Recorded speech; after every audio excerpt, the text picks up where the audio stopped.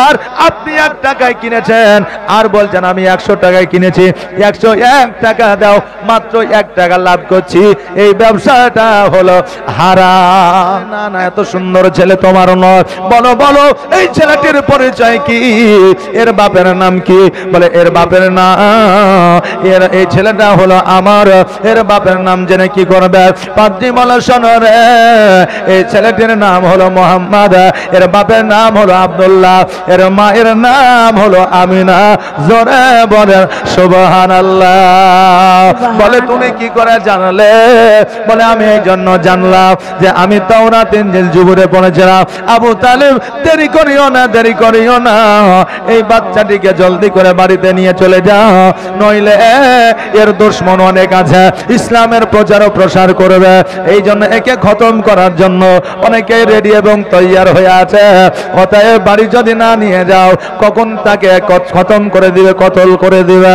আবু তালেব সঙ্গে সঙ্গে আমার নবী মুস্তাফা সাল্লাল্লাহু তাআলা আলাইহি ওয়াসাল্লামকে লইয়া বাড়ির দিকে রওনা হইলেন। নবী আমার চাচাদের মাঝে আপনার লালিত পালিত হতে লাগলেন, কিন্তু দায়িত্বে ছিল আপনার আবু তালেব। কথা বুঝতে পারলেন? সব চাচাই মোটামুটি দেখাশোনা করেছে, কিন্তু অধীনে ছিল আবু তালেবের।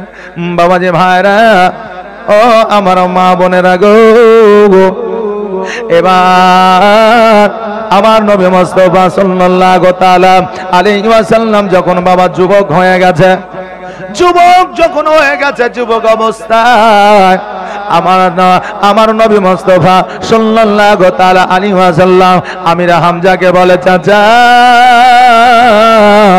আমার কর্ম করার মতো সময় হয়েছে, কাজ করার মতো সময় হয়েছে, চাচা গো আমার জন্য একটা কাজ আপনি খুঁজে দেন। আমির হামজা বলতেছে, ভাতিজা আজকে তোমার যে কাজকর্ম আমি খুঁজে দিব, আজকে তোমাকে যদি কাজকর্মে আমি লাগাই দিতে পারি, তবে শোনো আজকে গ্রামের মানুষ, এলাকার মানুষ, শহরের মানুষ তারা বলবে দেখ বাচ্চা ছেলেটাকে কাজে লাগাইয়া দিয়েছে। এতিম ছেলেদের লালন পালন করলে যেমন নেকি পাওয়া যায়, তেমনি বাবা এলাকার মধ্যে, গ্রামের মধ্যে কিছু বদনামও হয় না, হয় না? জি বলেন। বলে বদনামটা কেমন? বাপ নাই মা নাই, আপনি লালন পালন করছেন। এখন ছেলেটা যদি পড়াশোনা করে ডক্টর হয়, তো গ্রামের মানুষ বলবে দেখ বাপ নাই মা নাই, তবুও পরের পয়সায় পড়ে ডাক্তার হয়ে গেল, বলবে কি বলবে না? আবার যদি পড়াশোনা না করে যদি কাজে চলে যায় কলকাতা, চেন্নাই, বোম্বাই, তো বলবে দেখ ছেলেটার আব্বা নাই মা নাই বলে ছেলেটাকে কাজে পাঠিয়ে দিয়েছে। জি বলবে না? বলবে না? বলে। কিন্তু বাবাজি ভাইরা, যে যাই বলুক না কেন, এতিমের খিদমত করা, এতিমের সেবা করা, এতিমকে দেখা আমার নবীর সুন্নাত। আমার আমির হামজা বলে, ভাতিজা আজকে তোমাকে যে কাজে কর্মে লাগিয়ে দিব, গ্রামের মানুষ, শহরের মানুষ কি বলবে? নবী আমার বলে, চাচা গো ও আজকে গ্রামের মানুষ কি বলল তাতে আমার যায় আসে না। আজকে যদি আমি কাজে কর্মে না লাগা যায়, আমার উম্মাত উম্মাতিরা বলবে যে আমার নবী যুবক হয়েছিল তবুও কাজে কর্মে লাগে না। তবে কাজ কোথায় পাবো বলো? বলে কাজ আপনি যেখানে পাবেন আমার জন্য একটা কাজ দেখা, আমার জন্য একটা কাজ আপনি খুঁজে বের করেন। বলে এখন কাজ করার মতো একটাই জায়গা আছে, যে জায়গাটা হলো হযরতে খাদিজাতুল কুবরা রাদিয়াল্লাহু তাআলা আনহার বাড়িতে। কারণ হইল সেই আমলে খাদিজাতুল কুবরা রাদিয়াল্লাহু তাআলা আনহা একজন রানী ছিলেন, একজন মহারানী ছিলেন, একজন পয়সাওয়ালা ছিলেন। আমার খাদিজাতুল কুবরা রাদিয়াল্লাহু তাআলা আনহা সেই সময়ে একটা বড় বিজনেসম্যান ছিলেন। বাবাজি ভাইরা, আমার মায়েরা, এবার আমির হামজা রাদিয়াল্লাহু তাআলা আনহু সেই সময় কিন্তু সেই বাড়িতে আপনার কাজকর্ম করতে গিয়া এবার বললে, ও আমাদের বাদশাহিনী, ও আমাদের রানী, শোনো, আমার বাড়িতে একটা ভাতিজা আছে, ওই ভাতিজা কাজকর্মে যুক্ত হইতে চাইছে, অতএব শোনো, রাজপ্রাসাদে কি কোনো কাজকর্ম আছে? খাদিজাতুল কুবরা রাদিয়াল্লাহু তাআলা আনহা বললেন, আমার বাড়িতে কোনো কাজকর্ম নয়, আমার রাজদরবারে কোনো কাজকর্ম নয়, সব জায়গায় সৈন্য নিযুক্ত করা আছে, কিন্তু একটা কাজ খালি আছে, যেটা হলো ছাগল বকরি চড়ানো। আমিনা হাফসা বলছে ওইটা হবে না, কারণ আপনার ছাগল হইল অনেকগুলা, এই ছাগল অনেক জায়গায় পালিয়ে যায় বলে রাখাল বাখালেরা কাজ ছেড়ে পালিয়ে যায়, আর আমার ভাতিজা একা এতগুলা ছাগল চড়াতে পারবে না। এই জন্য আমিনা হামজা বলল হয়তো এই কাজ করবে না। এবার বাড়িতে গেলে আমার নবীজি বললে, চাচা আমার কি কোনো কাজের ব্যবস্থা হয়ে যায়? আমি কি কোনো কাজকর্ম পেয়েছি? আমার জন্য কি কাজের খবর নিয়ে এসে যা। চাচা বলে, মুহাম্মদ, খাদিজাতুল কুবরা রাদিয়াল্লাহু তাআলা আনহার দরবারে কোনো কাজ নাই, তবে একটা কাজ আছে, যেটা হলো ছাগল বকরি চড়ানো। ওই কাজ তুমি পারবে না, এই জন্য আমি বারণ করে দিয়ে চলে এসেছি। নবী আমার বলে, চাচা গো, কোনো কাজ ছোট নয়, আমি ওই ছাগল বকরি চড়াতে চাই। চাচা গো, আজকে আমি ছাগল বকরি চড়াইয়া আজকে আমি দুটো পয়সা, দুটো টাকা উপার্জন করব। চাচা, আমার চাচাদের হাতে উঠায় দেব, আজকে আমি কর্মের মধ্যে যুক্ত থাকব। বাবারে, কোনো কাজকে ছোট মনে করবেন না, যেই কাজই করবেন হালাল কাজ করেন, দুইটা পয়সা কম রোজগার হলেও ওটার জবাব আল্লাহর দরবারে দিতে হবে না। আমিনা হামজা রাদিয়াল্লাহু তাআলা আনহু পরের দিন খাদিজার দরবারে যাইয়া বললেন, আমাদের বাদশাহিনী, আমার ভাতিজা ছাগল বকরি চড়াইতে যায়। খাদিজা বলল, শোনো, আমার যে ছাগলগুলো আছে আমি গুনে গুনে বার করে দেব, আবার চড়াইয়া যখন ফিরে নিয়ে আসবে তখন আমি গুনে গুনে আমার ঘরে ভরব। এখনো যারা আরবে কাজ করতে যায়, যারা দুম্বা চড়ায়, যারা দেখবেন উট চড়াই, বের করার সময় গুনে গুনে দেয়, আবার যখন চড়ায় নিয়ে আসে, আপনার যখন নিয়ে আসে তখন আবার গুনে গুনে নেয়। এটা খোঁজ নেবেন, এটা কোনো জারি আছে। আমার নবীজি বললেন, চাচা গো, আমাকে গনিয়া ছাগল বকরি দুম্বা বুঝায় দিবে, আমি পুনরায় সন্ধ্যাবেলায় চড়াইয়া নিয়ে এসে বুঝাইয়া দিব। খাদিজা বলল, আমিনা হামজা শোনো, তবে দেরি নয়, আগামী কালকে থেকে তোমার ভাতিজাকে কাজে লাগিয়ে দাও, কাজে নিযুক্ত করে দাও, কেননা আমার ছাগল বকরি চড়ানোর জন্য রাখাল না। নবী মুস্তাফা সাল্লাল্লাহু তাআলা আলাইহি ওয়াসাল্লাম পরের দিন একটা লাঠি নিয়ে, একটা আশা নিয়ে ছাগল বকরি চড়ানোর জন্য যেন নিয়ে আপনার হাজির হয়ে গেলে। নবী আবার সেই দিন আপনার লাঠি ধরেছিল। 63 বছর পর্যন্ত নবীজির কাছে একটা লাঠি থাকতো বাবা, একটা আশা থাকতো, এই জন্য হাতের কাছে একটা লাঠি রাখা হলো আমার নবীর সুন্নাত। জোরে বলেন সুবহানাল্লাহ। আমার নবীজি কাজের মধ্যে বাবা যুক্ত হয়ে গেল। আর যুক্ত হয়ে যাওয়ার পরে এবার ছাগলগুলো আপনার গুনে গুনে যেন মাঠে জঙ্গলের দিকে নিয়ে গেল চরণ করার জন্য। এই দিকে খাদিজাতুল কুবরা রাদিয়াল্লাহু তাআলা আনহা বাবা আপনার দাসীদেরকে ডেকে বলল, দাসী রে, একটা সুন্দর চেহারাওয়ালা সন্তান যুবক, একজন নুরানিময় চেহারাওয়ালা যুবক আজকে অতগুলো ছাগল নিয়ে গেছে, আর 4টা-5টা রাখালে ওই ছাগলগুলো সামলাতে পারে না। একটা যুবক ছাগলগুলো নিয়ে গেছে, আমরা ছাদের উপরে গিয়ে লক্ষ্য করব ওই ছাগলগুলোতে ওই যুবককে জ্বালাবে, আর আমরা দেখে আনন্দ নিব। এরকম হয় কি হয় না? যে অনেকে আপনার এপ্রিল ফুল বানায়, অনেক সময়ে হয় কি হয় না? জি হয় বাবা।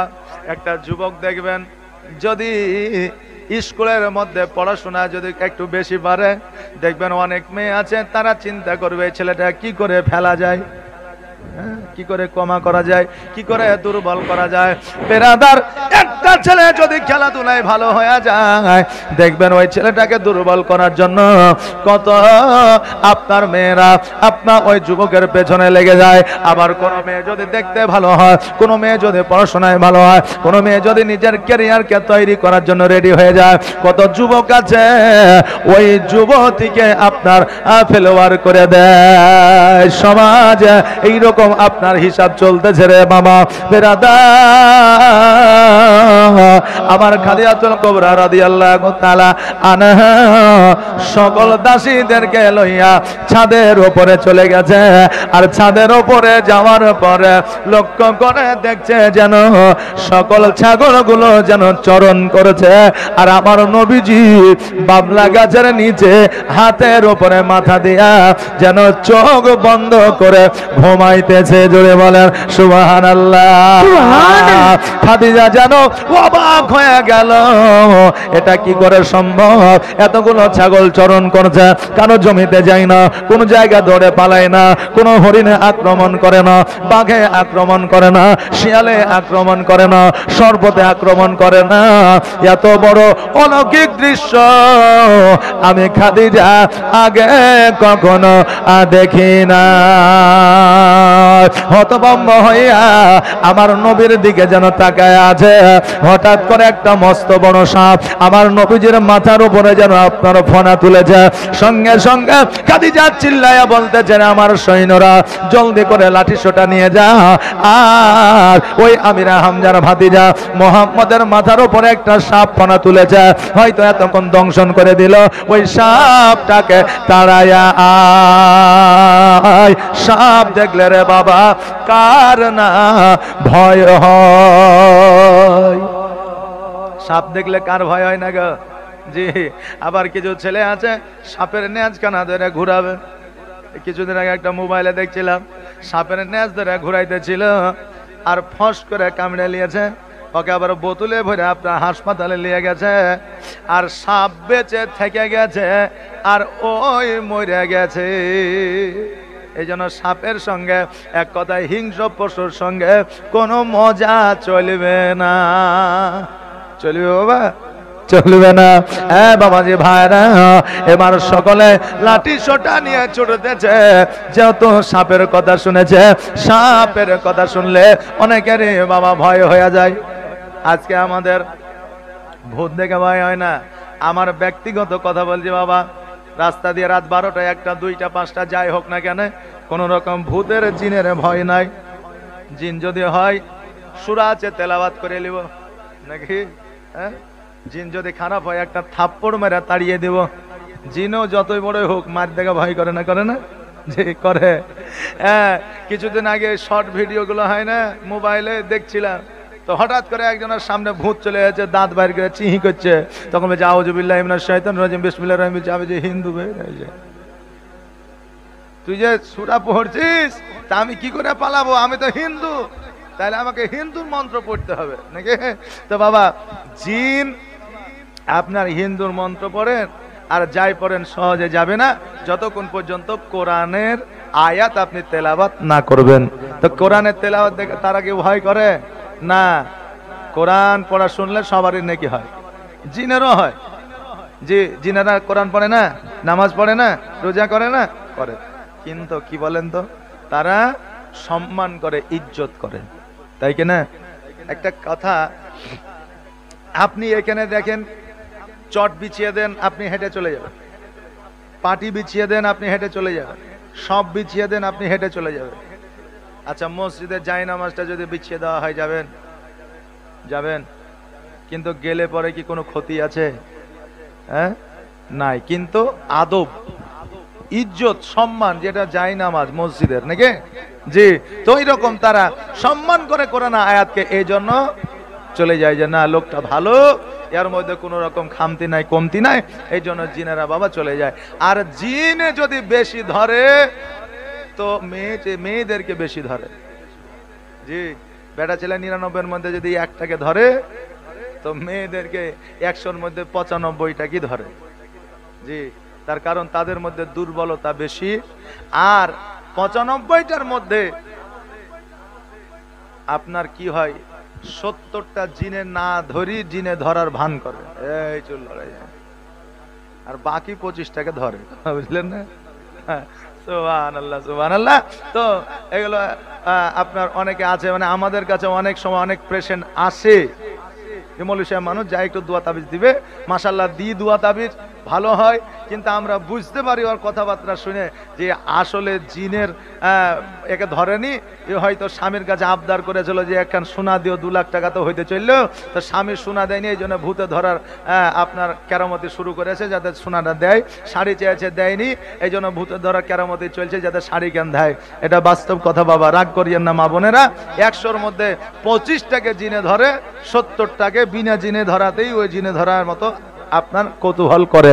বেরাদার মিল্লাত ইসলামিয়া। তো বাবা যেটা বলছিলাম যে সাপের ভয় সবারই আছে, জিন ভূত দেখে আমার ভয় হয় না, কিন্তু সাপের কথা যদি গল্প শুনেলি, কেউ যদি সাপের গল্প করে, তা আমি রাত্রিবেলায় এমনি তো বাল্বের লাইট জ্বলেই, মানে আমার বাড়িটা হচ্ছে একবারে বাজারে মোড়ের ওপরে, সরকার অনেক বাল্ব দিয়ে দিয়েছে, আর এখন তো আপনার লাইটিং এর সিস্টেম অনেক, মানে দিন ধরেলেন রাইতো দিন, তবুও মোবাইলের লাইট জ্বালিয়ে দেখতে দেখতে যায়, থাকবে না, কিন্তু মনে একটা ভয় ঢুকে যায়, এটা সবারই হয়, আমার শুধু না প্রায় মানুষেরই হয়। তো সাপ আপনার মোবাইলেও যদি চলে আসে দেখতে, ওকে আগে তাড়াই যে তুই আগে হট, তারপরে দেখা যাবে। সুবহানাল্লাহ। যাই হোক বাবা, তো সাপ ফনা তুলে আছে আমার নবী মুস্তাফার মাথার উপরে, আর খাদিজা বলছে এই সৈন্যরা জলদি করে যাও আর ওই সাপটাকে তাড়িয়ে আসো, হয়তো এতক্ষণ নবীকে দংশন করেই নিল, কিন্তু খাদিজা তো জানে না যে নবী আমার সারা জাহানের বাদশা, আরে সাপে দংশন করে তো দূরের কথা, একটা মাছিও আমার নবীজির শরীরে বসবে না, জোরে বলেন সুবহানাল্লাহ। এইদিকে খাদিজা বলতেছে যাও যাও জলদি করে যাও, এতক্ষণ হয়তো নবী মুস্তাফাকে দংশন করে নিল। এবার সকল সৈন্যরা ছুটতে ছুটতে যাইয়া আমার নবীজির কাছে পৌঁছে গেল। এবার নবীজির কাছে পৌঁছে যাওয়ার পরে দেখছে নবী ঘুমায় আছে, কিন্তু সাপ দেখা যায় না। নবী আমার বলছে কি ব্যাপার, তোমরা লাঠি সোটালি এসছো? বলে আমাদের বাদশাহিনী রানী খাদিজা বললো আপনার মাথার উপরে নাকি সাপ আছে, তার জন্য আমরা মারার জন্য এসেছি। তো নবী আমার বললেন তোমরা কি দেখেছো? তো বলে না আমরা দেখিনি। তো তোমরা যখন দেখোনি তো তোমরা চলে যাও, সাপ টাপ এখানে কিছু নাই। এই কথা যখন বললেন তখন সবাই আবার পুনরায় ফিরে আসলো। খাদিজাকে বললেন না সাপ টাপ কিছু নাই, কিছু দেখতে পেলাম না। খাদিজা বলছে আমি 2 নজরে দেখেছি, আর আমি ভুলে যাব? দেখবেন মেয়েরা বলবে যে আমাদের স্মরণ শক্তি কম, ভুলে যায়, কিন্তু ওদেরই স্মরণ শক্তি বেশি। বলবেন কেমন করে? আপনি আপনার স্ত্রীর কাছে কি দিব বলেছিলেন দেননি 10 বছর আগে, ওটার মনে আছে, কথা বুঝলেন না? কিন্তু আপনি যে কালকে কি খেয়েছেন আর আজকে কি খাবেন ওটার মনে নাই। কিন্তু এই জন্য বলি মেয়েদের স্মরণ শক্তি বেশি, ওরা কম বলে ঠিকই কিন্তু তাদের বেশি। বিরাদার আমার খাদিজাতুল কুবরা রাদিয়াল্লাহু তাআলা আনহা বলতেছে এটা কেমন করে হইতে পারে, আমি নিজের চোখে দেখলাম আমার নবী মুস্তাফা সাল্লাল্লাহু তাআলা আলাইহি ওয়াসাল্লাম মাথার উপরে সাপে ফনা তুলেছিল, কিন্তু আমার সৈন্যরা যখন গেল কেমন করে তারা সাপ দেখতে পাইল না। সন্ধ্যাবেলায় আমার নবী মুস্তাফা সাল্লাল্লাহু তাআলা আলাইহি ওয়াসাল্লাম সকল যখন আপনার ছাগলগুলো নিয়ে এসে আপনার গুনে গুনে ঢুকায় দিল, যেটাকে আমরা গহিল ঘর বলি, যেটাকে আমরা ছাগলের ঘর বলি, ওই ঘরে আপনার ঢুকায় দিল। খাদিজা নিজে গুনে গুনে নিল। খাদিজা মনে মনে ভাবলো এই যুবকের মধ্যে অলৌকিক দৃশ্য আছে, এই যুবক জগতের সাধারণ কোন যুবক নয়। আমার নবীকে বলে মুহাম্মদ আমি সত্যি করে বলতেছি আমি তোমার মাথার উপরে একটা সাপ দেখতে পাইলাম, কিন্তু ওই সাপ কেন আমার সৈন্যরা দেখতে পাইল না, আর ওই সাপটা তোমাকে কেন দংশন করলো না, ওই সাপটা কেন তোমাকে ছবল দিল না? আমার নবী বলে খাদিজা ওগো আমাদের বাদশাহিনী, আজকে ওই সাপটা আমাকে দংশন করার জন্য আসে না, ওই সাপটা আমাকে ছবল দেওয়ার জন্য আসে না, ওই সাপটা এসেছিল আমি যখন ওই বাবলা গাছের নিচে শুয়েছিলাম, বাবলা গাছের পাতার ভিতর দিয়া একটু সূর্যের আলো আমার মুখের উপরে পড়তেছিল, আর ওই সাপটা ফনা তুলে সূর্যের আলোটা আড়াল করেছিল যাতে ওই সূর্যের জ্যোতিখানা আমার মুখের উপরে না পড়ে যায়। জোরে বলেন সুবহানাল্লাহ। দাই হালিমা তোমার কোলে কে এসেছে দেখো না, জোরে বলেন সুবহানাল্লাহ। একটু আস্তে করে বলেন সুবহানাল্লাহ। হ্যাঁ, স্টেজের উপরে যে বাচ্চাগুলো আছে এরাই বলছে সুবহানাল্লাহ, আর যারা বুড়া আছে তারা বলছে তোরাই চালা। এই যে মসজিদে বলে না হাইয়া আলাস সালাহ, হাইয়া আলাস সালাহ, শীতের দিনে মসজিদে বলছে হাইয়া আলাস সালাহ, হাইয়া আলাল ফালাহ, আর বেনামাজি বলছে মসজিদে ইমাম আর মসজিদ তোরাই চালা। হাইয়া আলাস সালাহ, হাইয়া আলাল ফালাহ, ইমাম মসজিদ মসজিদ তোরাই চালা, আমাদের আর দরকার প্রয়োজন নাই।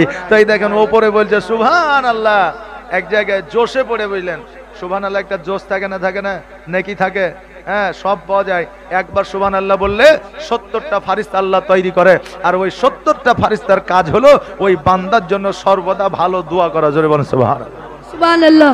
ভালো দোয়া করা তার কাজ। তো বুঝলেন, হ্যাঁ আমি বলেছি যে আওয়াজ দিয়ে বলেন মারহাবা মারহাবা। তো এক বুড়া মুসল্লি ছিল, বুঝতে পারলেন, ওই এমন করে বলছে বুঝলেন যে শুনে মনে হয়েছে মাইর খাবা মাইর খাবা। তা আমি মনে মনে বলছি আসলে কেউ মার হাবা বুঝলেন না মায়ের খাবা বুঝলেন। আমি কনফিডেন্স মানে কনফিউজ হয়ে গেছি বুঝলেন। এক এক রকমের ভাষা থাকে, তা আপনারা ওই রকম জোশে পড়ে আবার বলে দিয়েন না। একবারে মাচালকে আওয়াজ দিয়ে নবীর মহব্বতে বলেন তো সুবহানাল্লাহ। জাযাকাল্লাহ, মাশাআল্লাহ, বারাকাল্লাহ। কি বলছে? দাই হালিমা তোমার কোলে কে এসেছে দেখো না, দিন দুনিয়ার বাদশা সেজে তাজদারে মদিনা, মরুভূমির গরম বালি নরম পায়ে হাত বোলায়, আর সূর্য এসে উকি মেরে মুখ দেখে তার লজ্জা পায়। মরুভূমির গরম বালি নরম পায়ে হাত বোলায়, আর সূর্য এসে উকি মেরে মুখ দেখে তার লজ্জা পায়। চাঁদের মতো চাঁদ পেয়ে, চাঁদের মতো চাঁদ পেয়ে, আর আমি না রইলে না, দিন দুনিয়ার বাদশা সেজে তাজদারে মদিনা।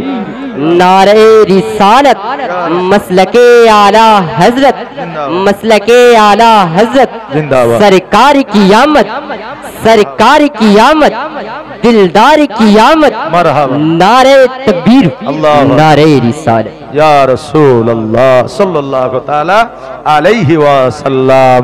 মরুভূমির গরম বালি নরম পায়ে হাত বোলায়, আর সূর্য এসে উকি মেরে মুখ দেখে তার লজ্জা পায়। চাঁদের মতো চাঁদ পেয়ে, চাঁদের মতো চাঁদ পেয়ে, আর আমি না রইলে না, দিন দুনিয়ার বাদশা সেজে তাজদারে মদিনা। মেঘ এসে ছায়া করে মোর নবীজির মাথাতে, আর সাপ এসে হাওয়া করে দয়ার নবীর গায়েতে। সুবহানাল্লাহ বলেন। মেঘ এসে ছায়া করে মোর নবীজির মাথাতে, আর সাপ এসে হাওয়া করে দয়ার নবীর গায়েতে। তাকিয়ে দেখেন দয়ার নবী, তাকিয়ে দেখেন দয়ার নবী, রহমতের খাজানা, দিন দুনিয়ার বাদশা সেজে তাজদারে মদিনা। সুবহানাল্লাহ, মাশাআল্লাহ। কোলে কে এসেছে দেখো না, আর দিন দুনিয়ার বাদশা সেজে তাজদারে মদিনা। বাবাজি ভাইরা, আমার খাদিজাতুল কুবরা রাদিয়াল্লাহু তাআলা আনহা বুঝতে পারলেন, জানতে পারলেন এই যুবক সাধারণ যুবক নয়, এই যুবকের মধ্যে অলৌকিক দৃশ্য আছে। এই যুবককে কাজে লাগাইতে হবে। যারা বাবা বিজনেসম্যান হয়, যারা রাজা হয়, যারা ব্যবসায়িক হয়, ছেলে দেখলে বুঝতে পারে কার মাথায় কিরকম বুদ্ধি আছে। না বুঝতে পারে না বাবা, বুঝতে পারে বেরাদার। এবার আমার নবী মুস্তাফা সাল্লাল্লাহু তাআলা আলাইহি ওয়াসাল্লামকে বললেন, এ মুহাম্মদ শোনো, আগামী কাল থেকে তোমাকে ছাগল চড়াইতে হবে না, আগামী কাল থেকে আমার সেনাপতির দায়িত্ব খানা নিতে হবে। আমরা হলে বলতাম ঠিক আছে, কাল থেকে আমি রাজি। বলতাম কি বলতাম না? বলতাম কি বলতাম না? এখন এখানে যদি বলা হয় তোকে মুড়ল করলাম, একবারও বলবে না কেন মুড়ল করলি, আগের যে মুড়ল ছিল তাকে কেন বাদ দিলি, আগের মুড়লের কি দোষ ছিল বলবে? বলবে না। বলে নিজেই মুড়ল হলে হলো। ইমাম আছে মসজিদে, ওই ইমামকে যদি তাড়িয়ে দেওয়া হয়, পুনরায় যে ইমাম যুক্ত হবে, ওই ইমাম খোঁজ খবর নিবে না আগের ইমামকে কেন তাড়ানো হলো, আগের ইমামকে বেতন কত দেওয়া হইতো, আগের ইমামের কি এমন দোষ ছিল খোঁজ নিবে না, নিজে ইমামতের জায়গাটা পেলেই হলো। মাস্টারকে যদি আপনার তাড়িয়ে দেওয়া হয়, মাস্টারকে জিজ্ঞাসা করবে না মাস্টার কেন স্কুল ছেড়ে দিলেন, স্কুলে কেন যান না, আমি চাকরিটা পেলেই হলো। কারণ আমরা বর্তমানে 100-র মধ্যে 90% মানুষ সার্থকতা বজায় নিয়ে চলি। মেন কথা হলো আমরা বর্তমানে সেলফিশ ম্যান। কথা বুঝলেন না? কিন্তু আমার নবী কি বলছে দেখে, আমার নবী বলতেছে, আমাদের বাদশাহিনী, আমি যে আপনার সেনাপতি হব, আগের সেনাপতি তো আছে, ওই সেনাপতি কি করবে, ওই সেনাপতি যদি বাদ হয়ে যায় আমি নবী সেনাপতি থাকবো না, ওই সেনাপতির যদি বেতন কাটা যায় আমি সেনাপতি থাকবো না। যেহেতু সেনাপতি আছে আমি ওই সেনাপতির দায়িত্ব খানা নিব না। খাদিজা বলে, মুহাম্মদ যেই সেনাপতি আছে সেই সেনাপতি থাকবে, কিন্তু তুমি 2 নম্বর সেনাপতি আমার হবে, সেও যতটা বেতন পাবে তুমিও ততটা বেতন পাবে। জোরে বলেন সুবহানাল্লাহ। নবী আমার বলে, তবে ঠিক আছে, যদি সেই সেনাপতিকে দূর না করা হয় তবে আমি থাকবো, নইলে থাকবো না। কিন্তু বাবারে, বর্তমানে মানুষের প্রতি মানুষের হিংসা নয়, আগেও মানুষের হিংসা ছিল না, ছিল না? যদি হিংসা আগেও না থাকতো আপনার কাবিলের হাতে হাবিল শহীদ হইতো না। কথা বুঝতে পারছেন না? হিংসা বাবা চিরদিনই আছে। বাবাজি ভাইরা, এবার কিন্তু যে সেনাপতি ছিল সে মনে মনে ভাবছে যে নবী যখন সেনাপতি হইল আমার কাজটা মনে হয় কেড়ে নিবে, আমার কাজ মনে হয় আর থাকবে না, এই ভয়ে আন্দোলন ডাকলো, কাজ ছেড়ে দিল। খাদিজা যখন দেখলো সবাই তোমরা কাজ ছেড়ে দিয়ে যদি চলে যাও, আমি তবুও নবীকে সেনাপতি থেকে সরাবো না। পরে যখন দেখলো আমরা যদি কাজে কর্মে না যাই, খাইতে পাবো না, বেতন পাবো না, আবার পুনরায় কাজে লেগে গেল। আর আমার খাদিজা বলল, মুহাম্মদ শোনো রে, তুমি কি জীবনে কোনোদিন ব্যবসা করেছো, বাণিজ্য করেছো?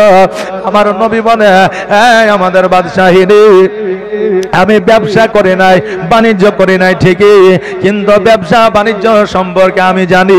আমার চাচাদের সঙ্গে আমি ব্যবসা বাণিজ্যে গিয়েছি। জোরে বলে সুবহানাল্লাহ।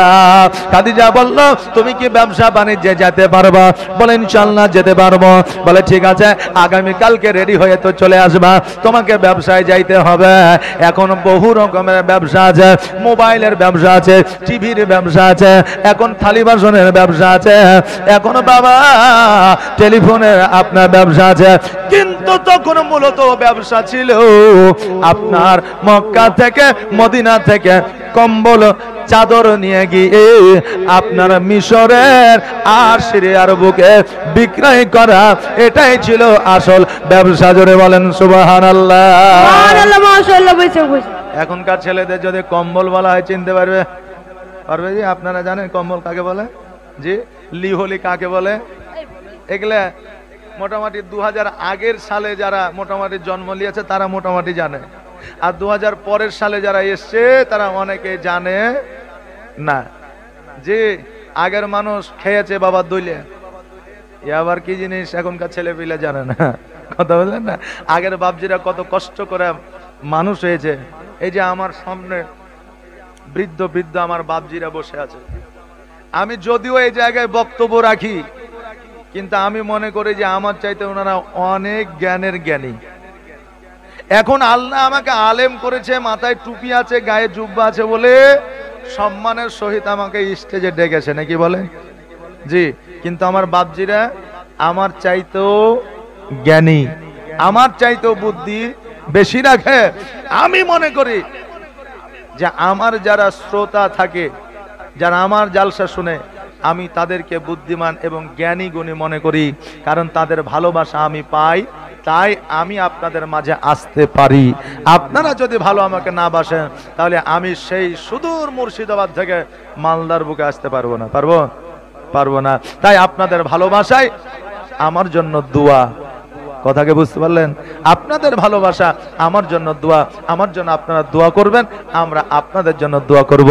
তো বেরাদার, আগের যুগে মানুষ যেভাবে কষ্ট করে লালন পালন হয়েছে, এখন বর্তমানে যদি ওই রকম কষ্ট একটু দেওয়া হয় তো ছেলেপিলে বাড়িতে টিকবে না। সামান্য মোবাইলে ফ্রি ফায়ার খেলতে দিবে না বলে মায়ে মোবাইল কাঢ়ে রেখে দিয়েছে, এই জন্য ব্যাট নিয়ে যে মায়ের মাথাতে মাইরিয়ে মাকে বিদায় করে দিয়েছে।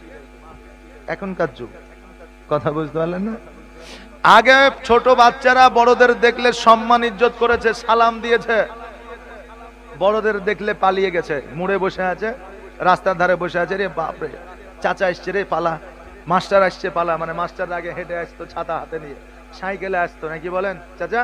তাই না? আগে বাইক টাইক ছিল না। তো আমরা পালিয়ে গেছি, আমাদের কথাই বলি পালিয়ে গেছি।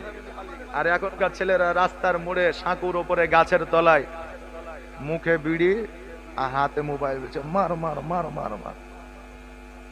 এখন চাচা চলে এসে, মাস্টার চলে এসে, পাশে থেকে একজন বলছে, এই মাস্টার আসছে রে, মোবাইলটা ফেলে দে, মোবাইলটা বন্ধ কর। হ্যাঁ, মোবাইল বন্ধ করবো তো কমসে কম বিড়িটা তো ফেল। তো বিড়ি কি ওর বাপের টাকা খেয়েছি যে বিড়ি ফেলে দেব? মানে এখন ছোটরা বড়দের সম্মান করে না, এই জন্য বড়রা ছোটদের স্নেহ করে না। তো বড়দের দোষ দিলে হবে না। যে মসজিদে যাইছে আর ছোট ছোট ছেলেপিলাকে শুধু খেচার বেচার করছে। এখনকার ছেলেপিলাও যে সেই, কথা বুঝতে পারলেন না?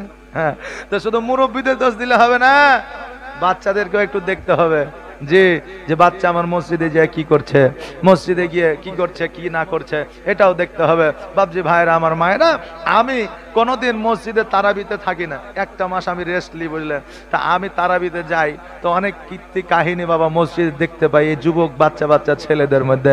যাই হোক, বলা লাগবে না, আমার দেশে যেমন হয় আপনাদের এখানেও বেশি না হইলে কম হয়। আসেন বাবাজি ভাইরা, আমার মায়েরা, আগে কত কষ্ট করে লালন পালন হয়েছে আমার বাপজিরা, আমার চাচারা, বেরাদা, আমার নবী মুস্তাফা সাল্লাল্লাহু তাআলা আলাইহি ওয়াসাল্লাম বাড়িতে আসলে আমিরে হামজাকে বললেন, চাচা আমি সেনাপতির দায়িত্বখানা পেয়ে গেছি, আমার প্রমোশন হয়ে গেছে, ডিমোশন হয় না। অতএব চাচা গো, আগামী কালকে আমাকে বাণিজ্য করার জন্য সিরিয়ার বুকে যাইতে হবে। আমিরে হামজা বলতেছে, ভাতিজা জীবনে কোনোদিন তুমি ব্যবসা করার জন্য বাইরে যাও নাই, আজকে তুমি ব্যবসা করার জন্য বাইরে যাবা। ও মুহাম্মদ, আজকে তোমার যদি কোনো অসুবিধা হয়, নবী আমার বলে, চাচা গো আমার কোনো অসুবিধা হবে না। নবী আমার পরের দিন জামা কাপড় সব গোছায় লইয়া খাদিজার বাড়িতে এসে হাজির হইলা। এবার খাদিজাতুল কুবরা রাদিয়াল্লাহু তাআলা আনহা আমার নবীজিকে সমস্ত দায়িত্বখানা বুঝায় দিলেন। এবার তার সঙ্গে যে সেনাপতি ছিল উমাইয়া, এ বলতেছে, খাদিজা যে জীবনে কোনোদিন বাণিজ্যে যায় না, ব্যবসায় যায় না, তাকে যে দায়িত্ব দিচ্ছেন সে আসলে কি ব্যবসা করতে পারবি? খাদিজা বলছে, আমি যেটা বুঝি তুমি বুঝো না, এই যে ব্যবসা করবে তুমি সেই ব্যবসা করতে পারবে না। মনে মনে আর একটা রাগ হয়ে গেল যে আমি এতদিন ব্যবসা করলাম, আমার দায়িত্বখানা তাকে দেওয়া হলো। চিরদিন কম্পিটিশন আছে, তবে বাবা কাজের মধ্যে কম্পিটিশন করবেন এটা জায়েজ আছে, পড়াশোনার মধ্যে কম্পিটিশন করবেন এটা জায়েজ আছে, নামাজ ইবাদতের জন্য কম্পিটিশন করবেন এটা জায়েজ আছে, স্বামী স্ত্রী ইবাদত করবেন পাল্লা দিয়ে এটা জায়েজ আছে।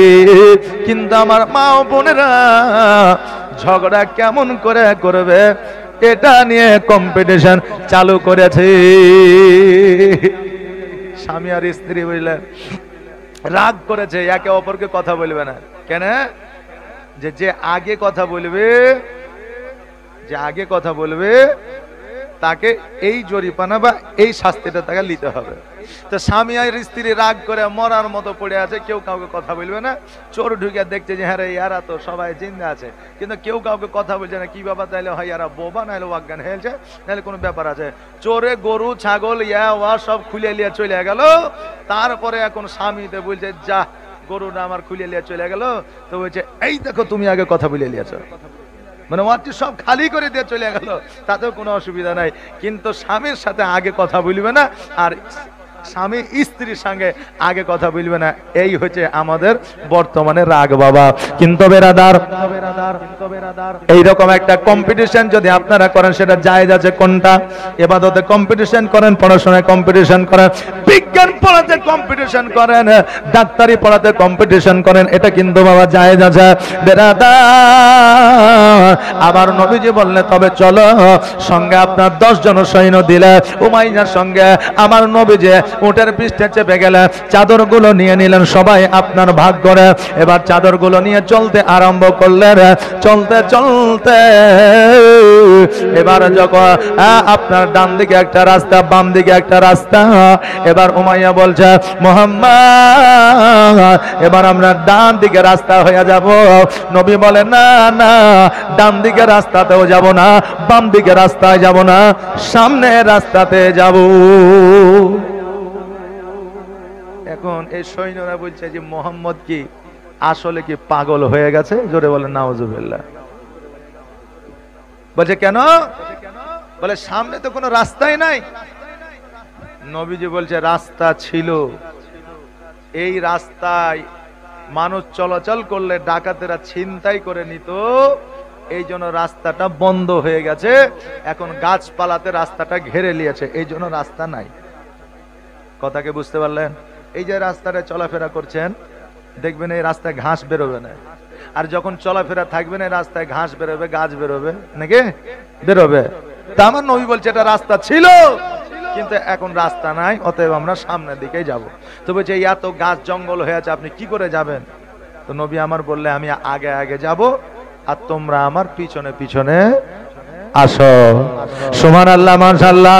আমার নবীজি আগে আগে যায়, আর সকল সৈন্যরা যেন আপনার পেছনে পেছনে আসে। আপনার বন জঙ্গল সরাতে হয় না, গাছপালা সরাতে হয় না।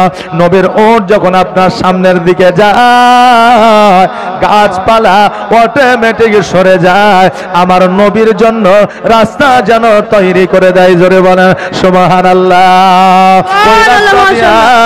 চলতে চলতে কিছু দূর যাওয়ার পরে দেখছে যেন শত শত আপনার উট আপনার জমিনে পড়ে আছে, কারো গায়ে ঘা আছে, কারো আপনার পা ভেঙে গেছে, কারো একটা পা কেটে গেছে, কারো জ্বর হয়েছে, কারো চোখ আপনার নষ্ট হয়ে গেছে।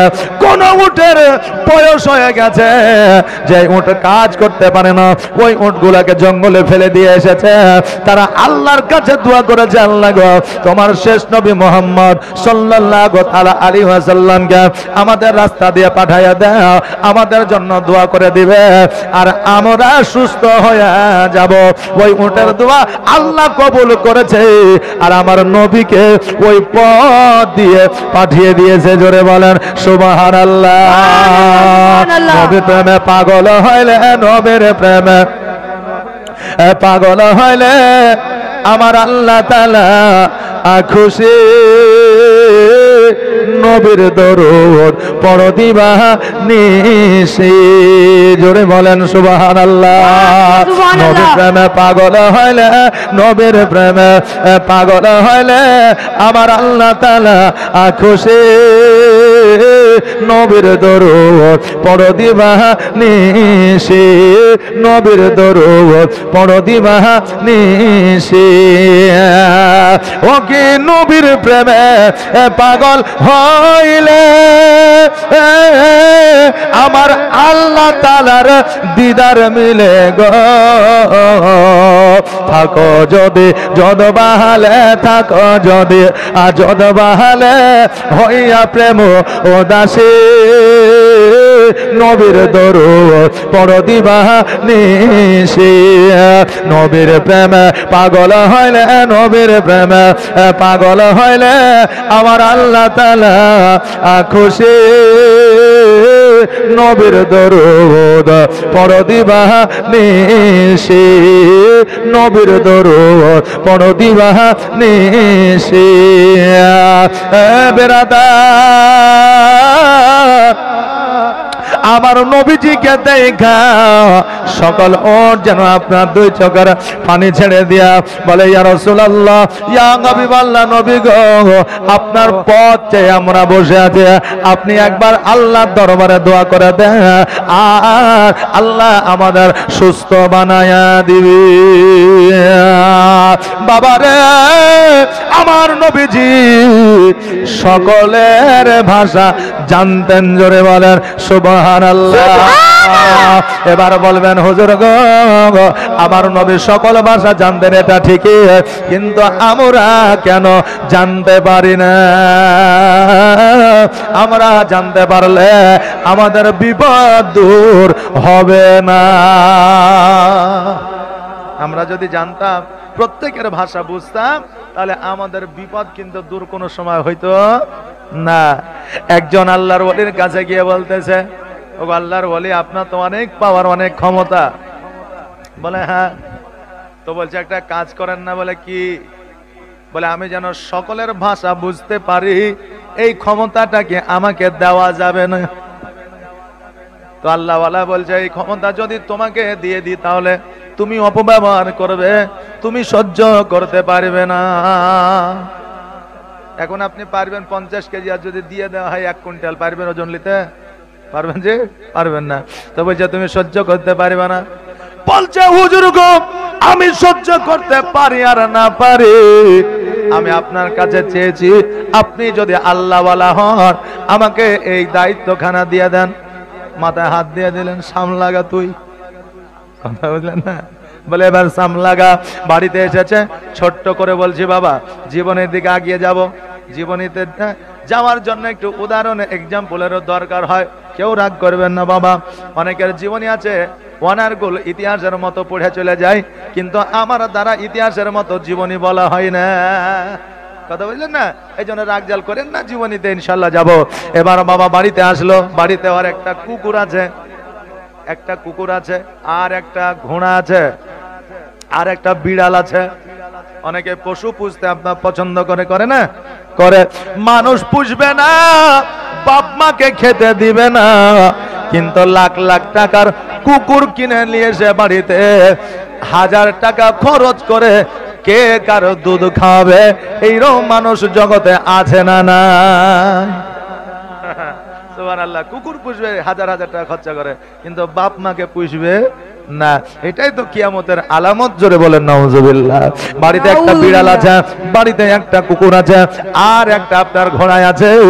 এবার বাবা ওই ঘোড়ার জন্য, কুকুরের জন্য খাবার নিয়ে এসেছে। এবার কুকুরটাকে যখন খাবারটা দিয়েছে, এবার ওই কুকুরটা সব খাবার খেয়ে নিয়েছে। এবার বিড়াল বলতেছে, খাবারটা তুই সব খেয়ে নিলি, আমার জন্য রাখলি না। এবার বলছে, তুই চিন্তা করিস না, আগামী কালকে মালিকের ঘোড়াটা মরে যাবে, আমরা ভাগ করে খাবো। এদিকে তো সব ভাষা শিখে নিয়েছে, কথা বললেন না? কে বলছে, তাই তো, ঘোড়াটা যদি কাল মরে যায়, আমি তো লস খেয়ে যাবো নাকি? আমি তো লস খেয়ে যাব, অতএব ঘোড়াটা বিক্রি করে দিতে হবে। আপনার সৈন্যকে ডাকলো, হ্যাঁ রাখালকে ডাকলো, বলে ঘোড়াটা বিক্রি করে দেবে। বলে কেন? দল বলে ঘোড়া, এত সুন্দর ঘোড়া বিক্রি কেন করবেন? বলে আমি যেটা বলছি তুই বিক্রি করে দিয়ে চলে এলো। পরের দিন এবার ওই আপনার বিলাই বলতেছে, তুই যে বললে ঘোড়াটা মরে যাবে, তো আজকে ঘোড়াটা বিক্রি করে দিয়েছে, আমি কি খাবো বল? এবার ওই কুকুর বলতেছে, চিন্তা করিস না, আগামী কালকে মালিক মারা যাবে, মালিক মারা গেলে বাড়িতে খাবারের ব্যবস্থা হবে, খাবারের অভাব হবে না। ই ভারী ফেড়ে পড়ে এলবে। ঘোড়া মারা যাবে শুনলাম, বিক্রি করে দিলাম, কিন্তু আমি নাকি কালকে মারা যাব, অতএব আমাকে তো আর বিক্রি করতে পারবো না নাকি? আমি যদিও বিক্রি করি তবুও তো মারা যাব। কোন পথ কোন রাস্তা না পায়া ওই আল্লাহওয়ালার কাছে গেল। যাওয়ার পরে বলে, হুজুর আমি একটা কথা নিয়ে এসেছি। বলে কি কথা? বলে আগামী কালকে বললো ঘোড়া মারা যাবে, ঘোড়া বিক্রি করে দিয়েছে। আজকে আমার কুকুর বলছে কালকে নাকি আমি মারা যাব, এই জন্য আমি আপনার কাছে এসেছি, আমি কি সত্যি মারা যাব? আল্লাহ বলল শোনো রে, এই জন্য আমি বলেছিলাম ভাষা বুঝতে যেও না, সহ্য করতে পারবে না, সামলাতে পারবে না, কারণ ওই ঘোড়াটার মওত ছিল। ওই ঘোড়াটাকে যখন তুমি বিক্রি করে দিয়েছ, ওই ঘোড়ার হায়াত খানা তোমার উপরে এসেছে, কারণ তোমার হায়াত ঘোড়ার মৃত্যু হয়ে ওই ঘোড়ার হায়াতটা তোমাকে আল্লাহ দিত। আজকে ওই ঘোড়াটাকে যখন বিক্রি করে দিয়েছ, তোমার মওত কালকে নির্ধারিত হয়ে গেছে। জোরে বলেন সুবহানাল্লাহ। এই জন্য আল্লাহ যেটা আপনাকে দিয়েছে সেটা নিয়ে সন্তুষ্ট থাকবে, বেশি কিছু আশা করবেন না। বেশি কিছু আশা করলে মানসিক টেনশনে ভুগে যে কোনো দিন প্রেসার হাই হয়ে হয়তো ব্রেন স্ট্রোক হয়ে যাবে। বাবাজি ভাইয়েরা আসেন এবার জীবনীতে যাই। আমার নবী মোস্তফাকে বলে, ইয়া রাসূলুল্লাহ আপনি আমাদের জন্য দোয়া করে দেন। নবী গো আমরা যেন সুস্থ হয়ে যায়। আমার নবী মোস্তফা সাল্লাল্লাহু তাআলা আলাইহি ওয়াসাল্লাম দোয়া করে দিলেন, আল্লাহ এই উটগুলাকে তুমি সুস্থ বানিয়ে দাও। আমার আল্লাহ বলে, হাবিব আমি আপনার দোয়া কোনোদিন ফিরায় দিই নয়, আজকেও ফিরায় দিব না, কিয়ামত পর্যন্ত ফিরায় দিব না। যাও যাও যাও, আমি সমস্ত উটকে সুস্থ বানায়া দিলাম। জোরে বলেন সুবহানাল্লাহ। ওই জায়গা থেকে আমার নবীজি শরিয়ার বুকে কত মাস্তানি কিসের আমার মতো বডি হলে তো চেয়ারম্যান উল্টে ফেলে দিবে। হাসি দেখে সেই হাসি। এই চেয়ারটা সামনে যত জ্বালায় চেয়ারটার উপরে হয়েছে, বুঝতে হয়েছে তো? হ্যাঁ দিয়ে দাও বাবা। হ্যাঁ বসো না, দেখতে পাবো আমাকে নাকি অসুবিধা হয়েছে চেয়ারটা দিলে কি না? এটা পেছনে দিয়ে। ও আচ্ছা আচ্ছা, ক্যামেরা আছে। হ্যাঁ হ্যাঁ, আমরা এখানে শুনছি তা লয় বাবা, এই ক্যামেরাতে আমাদের পশ্চিমবাংলায় অনেকে শুনছে। কথা বুঝতে পারলেন না? জি, এই যে ক্যামেরাটা হয়েছে তো অনেকে মনে করছে কি সামনে লাগিয়ে দিয়েছে রে, দেখতে পাচ্ছি না, এই করছে, অনেক জায়গায় হয়। কিন্তু ক্যামেরা তো হয়েছে, এটাও নেকি পাওয়া যায়। আজকে যারা রাত জেগে বসে আছে বুঝলেন, এরাও নেকি পাইছে, কারণ ইসলামের প্রচার করছে নাকি বলেন? জি সুবহানাল্লাহ। অনেকক্ষণ দরুদ হয়নি, আসেন একটু মিষ্টি করে হালকা করে মধুর সুরে একটু দরুদ পড়ি। আল্লাহুম্মা সাল্লি আলা সাইয়্যিদিনা মাওলানা মুহাম্মাদ ওয়া আলা আলি সাইয়্যিদিনা মাওলানা মুহাম্মদ সাল্লাল্লাহু তাআলা আলাইহি ওয়াসাল্লাম। বাবাজি ভাইরা, আমার নবী মুস্তাফা সিরিয়ার বুকে গিয়ে ব্যবসা শুরু করলেন। 6 মাসের মাল নিয়ে গিয়েছিলেন। কয় মাসের বললাম? 6 মাসের চাদর নিয়ে গিয়েছিলেন। আমার নবীজি 3 মাসেও যায়নি, 2 মাস প্লাস করে সমস্ত চাদর দ্বিগুণ লাভ করে বিক্রি করেছিলেন। জোরে বলেন সুবহানাল্লাহ। আপনি বলবেন হুজুর গো, আমি অনেক আলেম ওলামার মুখ থেকে শুনেছি একটা জিনিসে বেশি লাভ করা যাবে না, কিন্তু নবী দ্বিগুণ লাভ করে বিক্রি করলো, কারণটা কি? হ্যাঁ বাবা, মশলা অনেকে শুনেছেন, এবার আমার মুখ থেকে আপনারা শুনলেন। আপনি 1 টাকা দিয়ে একটা জিনিস কিনেছেন, আপনি বিক্রি করবেন এইভাবে যে আমি 1 টাকায় কিনেছি, 1 লাখ টাকা নিব, যদি নিতে হয় নাও, না নিতে হয় না নাও, এই ব্যবসাটা হলো জায়েজ। আর আপনি 1 টাকায় কিনেছেন আর বলছেন আমি 100 টাকায় কিনেছি, 101 টাকা দাও, মাত্র 1 টাকা লাভ করছি, এই ব্যবসাটা হলো হারাম। 1 টাকায় কিনে আপনি 1 কোটি টাকা লাভ করতে পারেন, কোনো অসুবিধা নাই। কিন্তু আপনি খোদার কসম কাটবেন, আল্লাহর কি রে আমি 100 টাকায় কিনেছি, 1 টাকা লাভ দাও, দিলে চলে যাও, এটা হচ্ছে হারাম। কারণ মিথ্যা কথা বলে যে কোনো কাজ করাই হলো হারাম, নাকি বলে? জি সুবহানাল্লাহ। আমার নবীজি দ্বিগুণ লাভ করে আপনার ব্যবসা করলেন। 2.5 মাস 3 মাসের মাথাতে আপনার ব্যবসা কমপ্লিট। এবার বলতে যে চলো মক্কায় ফিরে যাই।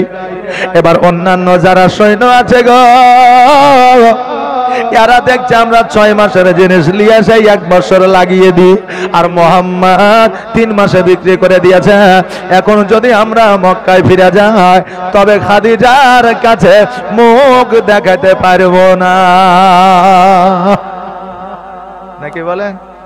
একটা টিউশনি মাস্টার লাগালেন, আপনার ছেলেকে 1 মাসের মধ্যে কোরআন শিক্ষা দিল, আর একটা মাস্টার লাগালেন 10 দিনের মধ্যে কোরআন শিক্ষা দিল। কোনটাকে ভালো বলবেন? যে 10 দিনে শিক্ষা দিল, তাই না বাবা? অল্প সময়ের মধ্যে এরা চিন্তা করে আমরা খাদিজার কাছে দাঁড়াইতে পারবো না, এই জন্য আমার নবীকে বুদ্ধি দিতেছে, এ মোহাম্মদ মক্কায় এখনো যায় না, কারণ টাকা পয়সা আছে, আর চোর ডাকাতে আমাদের কাছ থেকে টাকা ছিনতাই করবে। 6 মাস 7 মাস পরে আমরা মক্কায় যাব। নবী আমার বলে শোনো রে, আজকে আমরা 3 মাস যদি আমরা এখানে থাকি, আমাদের ক্যারিং খরচা আছে, আমাদের খোরাকি আছে,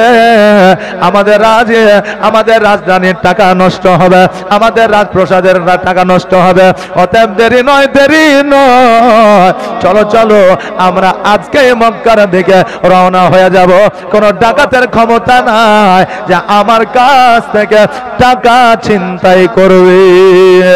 এবার আমার নবীজি মক্কার দিকে রওনা হয়ে গেলেন। এই দিকে খাদিজাতুল কুবরা রাদিয়াল্লাহু তাআলা আনহা দাসীদেরকে ডেকে বলছে, দাসীরা রে, আমার মন বলতেছে নবী মুহাম্মদুর রাসূলুল্লাহ সাল্লাল্লাহু তাআলা আলাইহি ওয়াসাল্লাম রাজপ্রাসাদে আসছে। দাসীরা বলছে, খাদিজা আপনার মাথা খারাপ হয়ে গেছে, কেননা 6 মাস হয় না, 3 মাস মাত্র হয়েছে, আর এখনই কেমন করে রাজপ্রাসাদে আসতে পারে? খাদিজা বলতেছে আমার মন বলছে আসছে। দাসীরা বলছে তাহলে চলো ছাদের উপরে গিয়ে দেখি। তখন তার মোবাইল ছিল না, তখন তার এয়ারলাইন ছিল না, তখন তো আপনার কোন রকমের মেসেজিং সিস্টেম ছিল না, হোয়াটসঅ্যাপ ছিল না, টুইটার ছিল না, নাকি বলেন? তখন এই সমস্ত কিছু ছিল না। তো খাদিজা কেমন করে জানলো? দাসীরা বলতেছে খাদিজা চলো ছাদের উপরে গিয়ে দেখবো। যদি দূর থেকে দেখতে পাই যে মোহাম্মদ আসছে, জানবো যে হ্যাঁ মোহাম্মদ আসছে, আর দেখতে যদি না পাই জানবো আপনার চিন্তা ধারণা ভুল হয়েছে। সকল দাসীদেরকে লইয়া আমার খাদিজাতুল কুবরা রাদিয়াল্লাহু তাআলা আনহা এবার যখন ছাদের উপরে যাইয়া লক্ষ্য করে দেখতেছে যেন আমার নবী উটের পৃষ্ঠে আপনার চাপিয়া সৈন্যদেরকে লিয়া যেন রাজপ্রাসাদের দিকে আসছে, গাছপালা যেন নড়তেছে। জোরে বলেন সুবহানাল্লাহ। দাসীরা বলতেছে খাদিজা আপনি কেমন করে বুঝতে পারলেন যে মোহাম্মদ আসতেছে? খাদিজা বলতেছে শোনো রে, মোহাম্মদের শরীরের যে খুশবুটা ছিল, যে সেন্টটা ছিল, ওই সেন্টটা যেন আমার নাকের মধ্যে আসতেছে। আমি ওই খুশবুর সঙ্গে বুঝে গিয়েছি যে নবী আমার রাজপ্রাসাদে আসতেছে। জোরে বলেন সুবহানাল্লাহ। বাবাজি ভাইরা, আমার নবীজি খাদিজা রাজপ্রাসাদে আসলো, আসার পরে হিসাব করে সব টাকা বুঝা দিল, দ্বিগুণ লাভ দিয়ে দিল, আর লাভের টাকা প্রত্যেক টাকা আমার নবীকে খুশি হয়ে দিয়ে দিল, খুশি হয়ে দিয়ে দিল। নবী আমার বলছে যে আমি এত টাকা কি করব? বলে এটা তোমার বেতন হিসাবে আর আমি উপহার হিসাবে আমি তোমাকে দিলাম, তুমি বাড়ি নিয়ে যাও। যেহেতু তুমি অনেক লাভে আমার জিনিসপত্র তুমি বিক্রি করেছো, দেখবেন আপনি যদি ভালো কাজ করেন তো মালিক খুশি হয়ে আপনাকে উপহার দেয় না? দেয়। তো খাদিজা দিল। নবীজি আমার উপহারটা নিয়ে বাড়িতে আসলেন। আসার পরে আমিরা হামজা রাদিয়াল্লাহু তাআলা আনোর হাতে যেন আপনার টাকাটা উঠিয়া দিয়েছা। চাচা গো, এই টাকাটা আপনার কাছে রাখা, কারণ এটা হলো আমার জীবনের প্রথম স্যালারি, এটা হলো আমার জীবনের প্রথম রোজগার, আজকে আপনার হাতে উঠা দিলাম। ওগো চাচা, এই টাকাটা আপনি নিয়ে নেন। আমির হামজা দুই চোখের পানি ছেড়ে দিয়ে বলে, ভাতিজা, আজকে যদি তোমার আব্বা বেঁচে থাকতো, আজকে যদি তোমার মা বেঁচে থাকতো, আজকে তোমার মা, আজকে তোমার আব্বা কতই না তারা খুশি হইতো। নবী আমার বলে, চাচা গো, আজকে আমার মা নাই, আমার আব্বা না, আমার মা আমার আব্বাকে অনেক মনে পড়ে গো চাচা, কিন্তু আমার জীবনের প্রথম উপার্জন, আমার জীবনের প্রথম রোজগার, আমার জীবনের প্রথম রোজগার করা টাকা দেওয়ার মতো পিতা নাই, মাতা নয়, এই জন্য আমি আপনার হাতে উঠায়া দিলাম। কিন্তু আমার মায়ের কথা বড় মনে পড়ে, তোমার স্মৃতি আজ বারে বারে কেন যে পড়ছে মনে, তোমার মায়াবী মুখটা মাগো ভাসছে শুধু দোনায়নে, ভাসছে শুধু দোনায়নে। মা ও মা, ফিরে কি আর আসবে না, দেখা কি আর হবে না, আদর সহকার ভালোবাসায় ভরিয়ে দিতে মাগো তুমি আমায়, আজ তুমি কোথায় হারিয়ে গেলে, আজ তুমি কোথায় হারিয়ে গেলে, একবারও কি আমার পড়ে না মনে, তোমার স্মৃতি আজ বারে বারে কেন যে পড়ছে মনে, তোমার মায়াবী মুখটা মাগো ভাসছে শুধু দোনায়নে, ভাসছে শুধু দোনায়নে। আল্লাহুম্মা সাল্লি ইয়াদেনা মাওলানা মুহাম্মদ ওয়ালা আলে সাইয়্যিদিনা মাওলানা মুহাম্মদ। আল্লাহুম্মা সাল্লি আলা সাইয়্যিদিনা মাওলানা মুহাম্মদ ওয়ালা আলে মাওলানা মুহাম্মদ।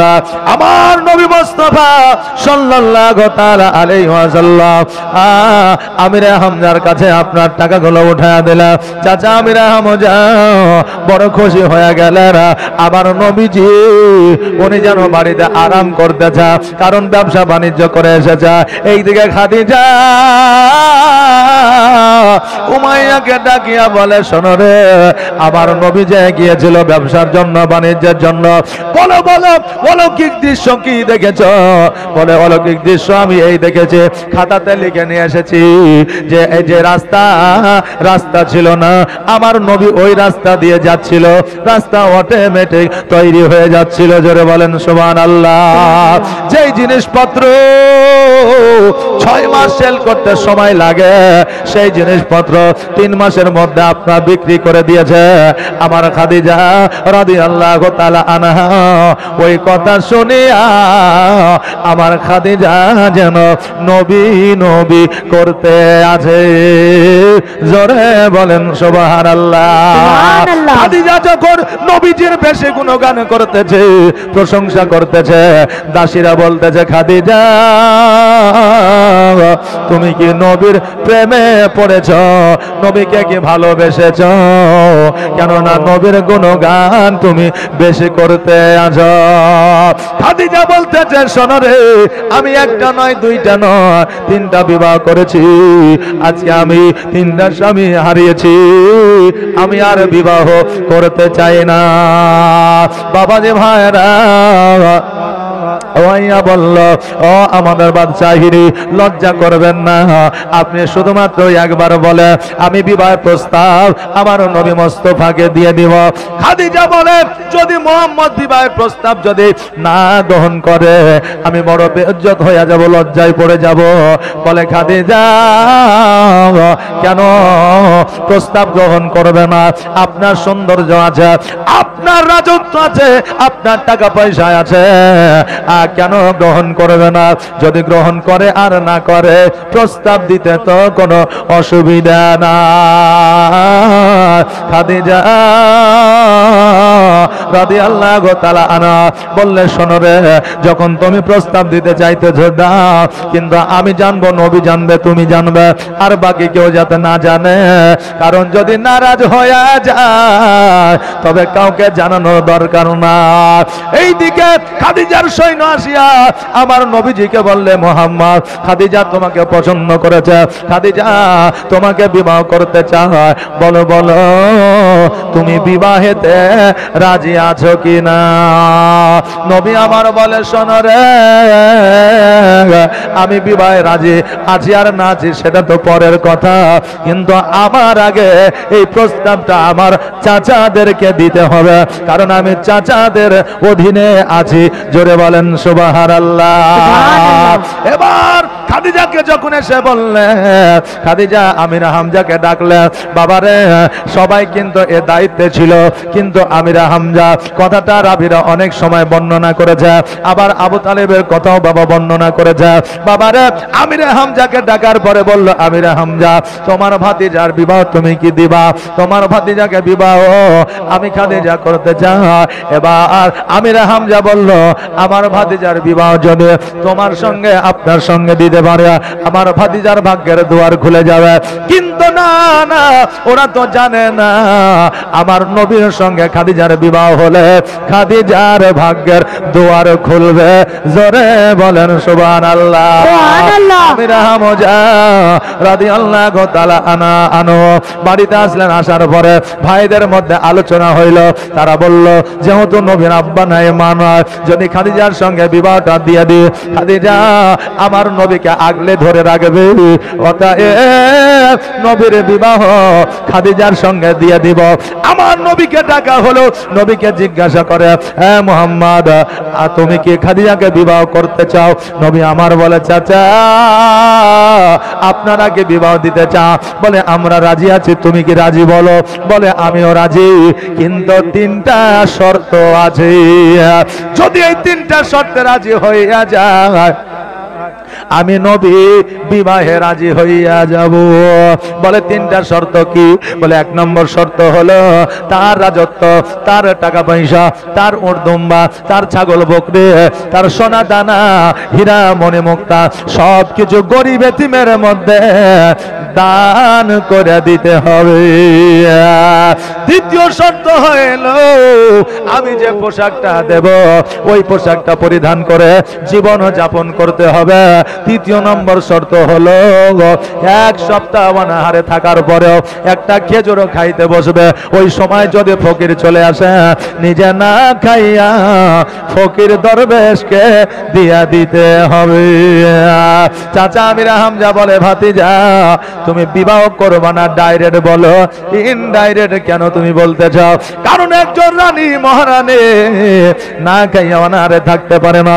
একজন সম্পদওয়ালা মানুষ সম্পদ সব দান করে দিতে পারে না। যার পোশাকের অভাব নাই, চপ্পলের অভাব নাই, কখন কোন পোশাক কখন কোন চপ্পল পরবে সে নিজেও জানে না। অতএব একটা পোশাকে জীবন যাপন করতে পারে না। আমার নবী বলে, চাচা গো একবার তো গিয়ে বলো সে রাজি হয় কিনা। এবার আমিরা হামজা কিন্তু লজ্জায় আর খাদিজার কাছে যাই না। যে এত কথা বলেছে কোনোদিন মানবেও না আর বিবাহ হবেও না, তো যে কি করব, এই জন্য আর যায় নাই। 2 দিন পার হয়ে গেল, 3 দিন পার হয়ে গেল, 4 দিন পার হয়ে গেল। এইদিকে খাদিজা চিন্তায় চিন্তিত, আমি যে আমিরা হামজাকে দায়িত্বখানা দিলাম, আমিরা হামজা কেন আসে না? এবার সৈন্য দিয়ে ডাকে পাঠা হলো। আমিরা হামজা খাদিজার দরবারে গেল, যাওয়ার পরে বলে, ও খাদিজা, আজকে আমার ভাতিজা বিবাহে রাজি হয় না। বলছে এত কথা বলতে যা হয়তো লজ্জা লাগবে, তো ডাইরেক্ট বলে দিয়েছে বিবাহে রাজি নাই। চাচা আমিরা হামজা বলল, আমার ভাতিজা বিবাহ রাজি হয় না। আর যেমন এই কথা বলা, আর অমনি যেন আমার খাদিজাতুল কুবরা রাদিয়াল্লাহু তাআলা আনহা ওয়াজার নয়নে যেন কান্না আরম্ভ করে দিল। আমিরা হামজা বলে, খাদিজা কান্না করিও না, কান্না করিও না, আমার ভাতিজা ডাইরেক্ট বিবাহ করব না এই কথা বলে না, বিবাহ করবে ঠিকই, কিন্তু 3টা শর্ত দিয়েছে। বলে কি শর্ত? বলে 1 নম্বর শর্ত সব সম্পত্তি দান করে দিতে হবে, আর 2 নম্বর শর্ত একটা পোশাকে জীবন যাপন করতে হবে, 3 নম্বর শর্ত হলো 7 দিন না খাওয়া থাকার পরেও একটা খেজুর খাইতে বসবে, ফকির দরবেশ যদি আসে নিজে না খাইয়া ফকির দরবেশকে দান করে দিতে হবে। এই শর্তে যদি রাজি হইয়া যাও, আমার নবী বিবাহে রাজি হইয়া যাবে। খাদিজা বলে, চাচা গো, সম্পদ তো দূরের কথা, সোনা দানা হীরা মণি মুক্তা তো দূরের কথা, চাচা গো পোশাক আশাক তো দূরের কথা, খাওয়া দাওয়া তো দূরের কথা, চাচা আমার নবী মুস্তাফা সাল্লাল্লাহু তাআলা আলাইহি ওয়াসাল্লাম যদি আমি খাদিজা আমার কলিজা চাইতো, আমি খাদিজা নির্দ্বিধায় কলিজাটা বের করে আমার নবীর পায়ের তলে রেখে দিতাম। জোরে বলেন সুবহানাল্লাহ। ওগো চাচা, আমি নবীর শর্তে রাজি হই, আপনি মোহাম্মদকে যায়া বলে দেন।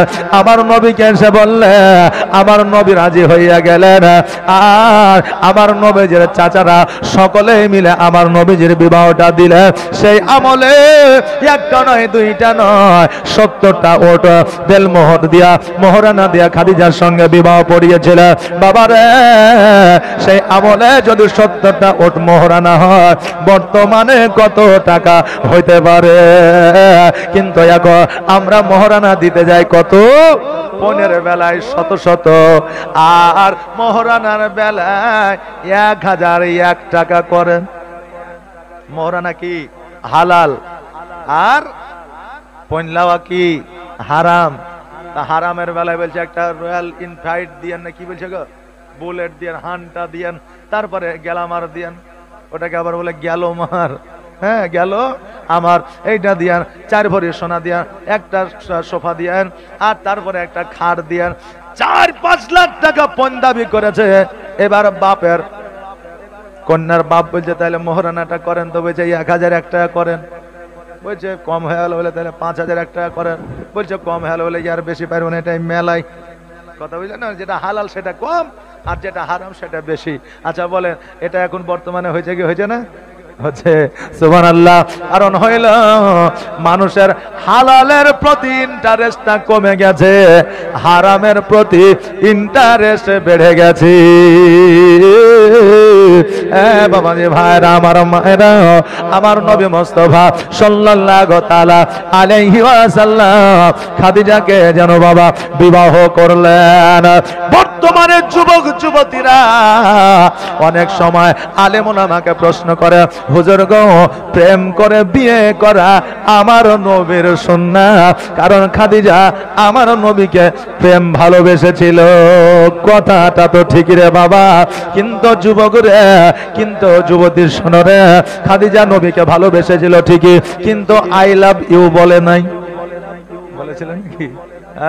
কিন্তু আই লাভ ইউ বলে নাই।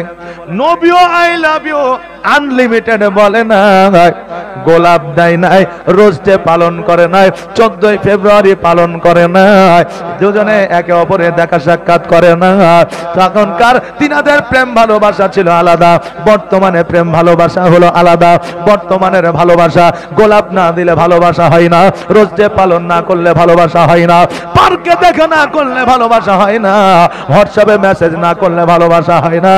সবচাইতে বড় কথা হলো কত মেয়ের জীবন নষ্ট হয়ে গেল ভালোবাসার প্রমাণ দিতে গিয়ে, ভিডিও কলে মান ও ইজ্জত তাদের চলে গেল। এখন ভালোবাসার প্রমাণ দিতে হয় ভিডিও কলে, আপনার কল করে, কথা বুঝলেন না? তখনকার আমলে এইরকম ভালোবাসা ছিল না। তাহলে এখন যে ভালোবাসা তুমি বাসো, এই ভালোবাসা আমার নবীর সুন্নাত নয়। কথা কি আপনারা বুঝতে পারলেন? বাবাজি, ভাইরা, আমার মায়েরা, আগের যুগে শাহজাহান মমতাজকে ভালোবেসে তাজমহল বানিয়েছে, আর এখন যুবকেরা যুবতীকে ভালোবেসে সঠিক কথা বের হয় না, তোতলা হয়ে যাচ্ছে। তখন তাজমহল বানিয়েছে আর এখন ভালোবেসে তোতলা হয়ে যায়। তো না মানে কে তো বুঝলেন না, বলে আমার তো না মানে শুয়ে তো এই যে তোতলা হয়েছে, আগে তাজমহল বানাইছে আর এখন সব তোতলা হয়েছে। সুবহানাল্লাহ। তো তখনকার ভালোবাসা আর এখনকার ভালোবাসার মধ্যে পার্থক্য অনেক আছে। এখনকার ভালোবাসা সুন্নতি মোতাবেক ভালোবাসা নাই, নাই, নাই, আছে নাই। হ্যাঁ বাবাজি, আমার নবীজি খাদিজাতুল কুবরা রাদিয়াল্লাহু তাআলা আনহাকে বিবাহ করার পরে আমার নবীজি আমার খাদিজার জাং মুবারক উপরে মাথা দিয়া যেন বাবা আরাম করতে আছে, আর খাদিজা আমার নবীজির চুল মুবারক গুলা যেন আপনার নাড়িতে আছে, চুল মুবারক গুলা যেন আপনার হাত বুলাইতে আছে। আমার আল্লাহ তাবারাক তাআলা বলে, বান্দিরা, তোমার স্বামী যদি তোমার প্রতি রাজি হয়ে যায়, খুশি হয়ে যায়, স্বামী যদি একটু সেবা করে দাও, আর স্বামী যদি তোমার প্রতি সন্তুষ্ট হয়ে যায়, ওই নারীর জন্য জাহান্নামের আগুন হারাম হয়ে যায়। বাবাজি, ভাইরা, আজকে ওই নারী স্বামীর সেবা, স্বামীর খিদমত করতে চাই না। আহারে বাবাজি, ভাইরা, আমার নবী মুস্তাফা সাল্লাল্লাহু তাআলা আলাইহি ওয়াসাল্লাম যেন বাবা ঘুমিয়ে গেছে, আর খাদিজা দেখছে মধ্যরাত্রি হয়ে গেছে, আমিও ঘুমিয়ে যাই, স্বামী স্ত্রী ঘুমিয়ে গেছে। এবার যখন মধ্যরাত্রিতে আমার খাদিজা চট করে চেতন পায়া ডান দিকে হাত দেয়, নবী নয়, বাম দিকে হাত দেয়, নবী নয়। নবী কোথায় গেল খুঁজে যেন পায় না। এবার খাদিজা চিন্তা করে, আল্লাহ গো, এর আগে আমি দুইটা স্বামী হারিয়েছি, আজকে মোহাম্মদকে পাওয়া যায় না, কোথায় গেল? খোঁজা আরম্ভ করলে, রাজপ্রাসাদে খুঁজলেন, পাইলেন না, বন জঙ্গলে খুঁজতে আরম্ভ করে দিলেন। কারণ একজন নারীর কাছে একজন স্বামী হলো সব চাইতে দামি। আজকের স্বামীর কাছে থাকবেন মরা পর্যন্ত। স্বামী কিন্তু কোনদিন খাবারের খোটা দেয়, খোটা বোঝেন? খোটা বোঝেন? অনেকে খোটা বোঝেন, মানে তুই আমার বাড়িতে বসে বসে গিলছিস আর তুই আমার সাথে ঝগড়া করছিস, এটাকে আমাদের মুর্শিদাবাদের একবারে গাইয়া ভাষায় খুঁটা বলা হয়। কথা বুঝলেন না? জি। তো এরকম কথা স্বামী বলে না, আর যে স্বামী বলে আসলে সেই স্বামীর অধিকারে থাকে না। তুমি তো খাওয়ানো পড়ানোর জন্য নিয়ে এসেছো, তুমি তো দায়িত্ব নিয়েছো কবুল বলে, নাকি বলে? হ্যাঁ, সুবহানাল্লাহ। হ্যাঁ বাবাজি, ভাইরা, আমার খাদিজাতুল কুবরা রাদিয়াল্লাহু তাআলা আনহা স্বামীকে যেন খুঁজতে খুঁজতে শুভে সাদেকের সময় লক্ষ্য করে দেখছে যেন পাহাড়ের উপরে আমার নবী সিজদায় পড়ে ইয়া হাবলি উম্মতি উম্মতি বলে যেন কাঁদছে। খাদিজা রাদিয়াল্লাহু তাআলা আনহা উনি আপনার হামাগুড়ি দিয়ে পাহাড়ের উপরে উঠেছে। পাহাড়ের উপরে ওঠার পরে দেখছে যেন আমার খাদিজা নবীজিকে ডাক দেয়, ইয়া রাসূলুল্লাহ, আপনি এই জায়গায় সিজদায় আছেন গো, আর আমি সারা জান খোঁজাখুঁজি করতে যে আপনাকে খুঁজে পাই না। আমার নবী বলতে যে, খাদিজা, আজকে না জেনে আমাকে খোঁজার জন্য এসেছো, এরপরে আর আমাকে খোঁজার জন্য আসবে দিবে না। যাও যাও বাড়ির দিকে যাও, আমি বাড়িতে আসতে আছি। খাদিজা দণ্ডায়মান হয়েছে, আর যখন দণ্ডায়মান হয়েছে অমনি যেন বাবা আহা করে উঠেছে। নবী আমার বলতেছে কি ব্যাপার, আহা করছো? কারণ বলে আমি হামাগুড়ি দিয়ে পাহাড়ের উপরে উঠেছি, আমার হাঁটু আর কহিনাটা ক্ষত বিক্ষত হয়ে গেছে। নবী আমার বললেন কোন জায়গা? আমার খাদিজা যখন কাটা ছেঁড়া জায়গাগুলো দেখালে নবী আমার থুতু মোবারক লাগিয়ে দিলে। খাদিজা বলেছিলেন খোদার কসম করে বলি, নবী যখন কাটা জায়গায় থুতু মোবারক লাগিয়ে দিয়েছিলেন, ওই কাটা জায়গা কাটা থাকা তো দূরের কথা, ব্যথা বেদনা থাকা তো দূরের কথা, একটু দাগ পর্যন্ত ছিল না। জোরে বলা সুবহানাল্লাহ। আল্লাহর নবী নূরের নবী গো, আপনি নবী আমার আজীবনের জীবন। জোরে বলেন সুবহানাল্লাহ। আপনি আমার জীবন সাথী, অন্ধকার কবরের বাতি। আপনি আমার জীবন সাথী, অন্ধকার কবরের বাতি। আপনি নবী আমার নির্জনের একজন।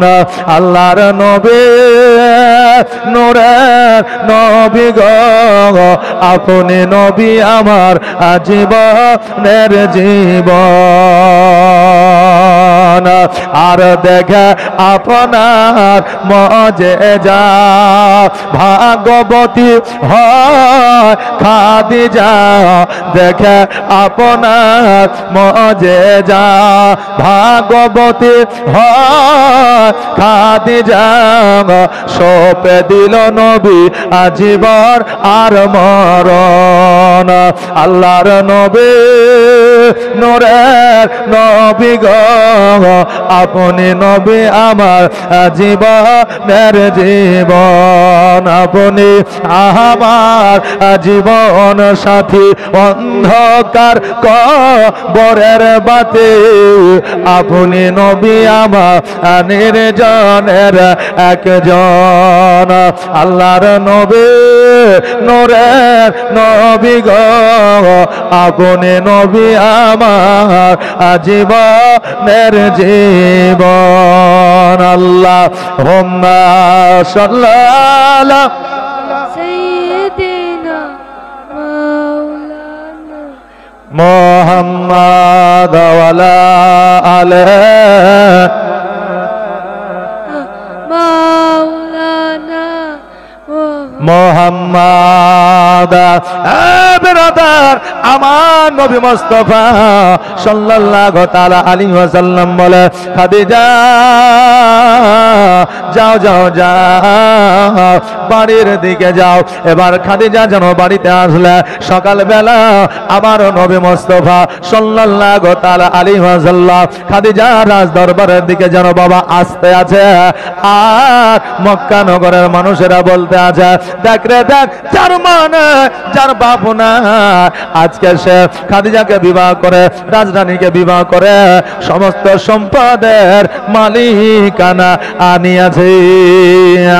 নবী আমার দুই চোখের পানি ছেড়ে দিয়ে কান্দে, আল্লাহ গো, আজকে যদি আমার দাদা আব্দুল মুত্তালিব বেঁচে থাকতো, আজকে যদি আমার আব্বা বেঁচে থাকতো, আজকে যদি আমার মা বেঁচে থাকতো, আজকে এই রকম কথা মক্কা নগরে কেউ বলতে পারতো না। নবী আমার খাদিজা রাজ দরবারে যাইয়া একটা ঘরের মধ্যে যেন ডুকরে ডুকরে কাঁদতে আছে। খাদিজা আমার নবীর কান্না দেখিয়া বলে, ইয়া রাসূলুল্লাহ, ইয়া হাবিবাল্লাহ, নবী গো, আপনি কেন এইভাবে কান্না করেন? কারণ আপনার কান্না আমি খাদিজা সহ্য করতে পারি না, দয়া করে আপনি কান্নাটা বন্ধ করেন। নবী আমার বলে, খাদিজা আমার কান্না বন্ধ হবে না, তুমি একটা কাজ যতক্ষণ পর্যন্ত না করবা, তুমি কি আমার জন্য এই কাজটা করতে পারবা? বলো কি কাজ? বলে কাজটা হলো তোমার সোনা দানা হীরা মণি মুক্তা, তোমার সম্পত্তি তুমি কি আমার জন্য দান করে দিতে পারবে না?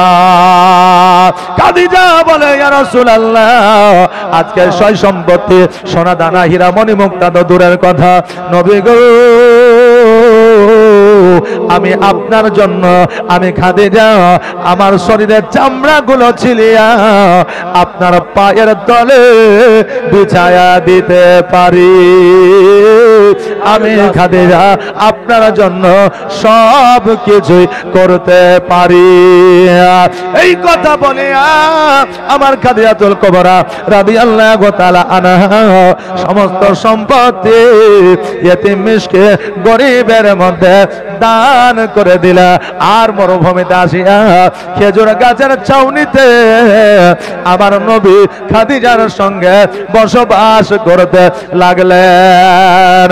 নবী আমার বলে, খাদিজা তোমার আব্বা রাজপ্রাসাদে যেই সুখ পেয়েছ আমার এই জীর্ণ কুটিরে হয়তো সেই সুখ পাও না। খাদিজা বলে, নবী গো আপনি আমাকে ওই কথা বলে লজ্জিত করবেন না। আমার বাবার রাজপ্রাসাদে আমি সুখ পেয়েছি এটা ঠিকই, কিন্তু আপনার জীর্ণ কুটিরে তার চাইতে 1000 গুণ বেশি সুখ উপলব্ধি করছি। জোরে বলে সুবহানাল্লাহ। বাবার ভালোবাসা যদি স্বামীর প্রতি থাকে, অট্টালিকা ছাড়িয়া গাছের তলেও সুখে সংসার করা যায়। আর ভালোবাসা যদি স্বামীর প্রতি না থাকে, অট্টালিকা বড় বড় 3 তলা 5 তলা বিল্ডিং এও সুখে শান্তিতে সংসার করা সম্ভব নয়। বর্তমানে ভালোবাসা টাকার কাছে বাবা হেরে যায়। ভালোবাসা আমাদের বর্তমানে এমনই অভাব এসে যখন দরওয়াজায় দাঁড়ায়, ভালোবাসা জানালা দিয়ে পালায়। এখন ভালোবাসা এখন অভাব যখন দরজায় দাঁড়ায়, ভালোবাসা কিন্তু বাবা জানালা দিয়ে পালায়। আমার খাদিজা লক্ষ লক্ষ টাকা কোটি কোটি টাকার সম্পত্তি আজকে ইসলামের জন্য দান করে দিলেন। বাবারে আজকে এই মসজিদ আল্লাহর ঘর, এই আল্লাহর ঘর মসজিদের জন্য খাদিজার মতো নারী আমি আপনাদের বলি মাগো, আপনারা 500 টাকা করে টাকা 11টা মা দিতে পারবেন না এই খোদার ঘর মসজিদে।